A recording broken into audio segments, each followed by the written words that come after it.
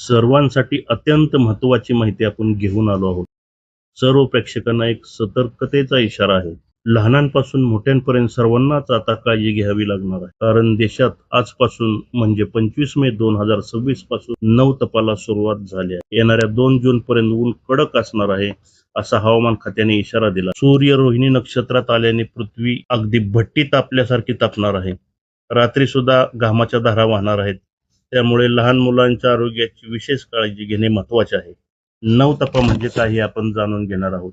9 दिवसांचा कडक उन्हाचा काळ म्हणजे नवतपा. सूर्य रोहिणी नक्षत्रात प्रवेश करतो त्याला नवतपा असे म्हणतात. सूर्यकिरणे पृथ्वीवर अगदी सरळ रेषेत पडतात, त्यामुळे पृथ्वी तापल्यासारखी किंवा भट्टी तापल्यासारखी तापली जाते. सकाळी 11 ते दुपारी 4 पर्यंत शक्यतो घराबाहेर पडू नका. मुलांना पाणी प्यायला द्या, सुती कपडे घालायला द्या.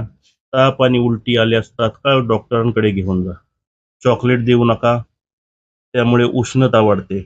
कोल्ड ड्रिंक्स देऊ नका, त्यामुळे डिहायड्रेशन होण्याचे प्रमाण जास्त असते. अति थंड आईस्क्रीम देऊ नका, घशाला सूज येण्याची शक्यता असते. अशा पद्धतीने आपल्या शरीराची काळजी घ्या आणि तंदुरुस्त आरोग्य जगा. धन्यवाद.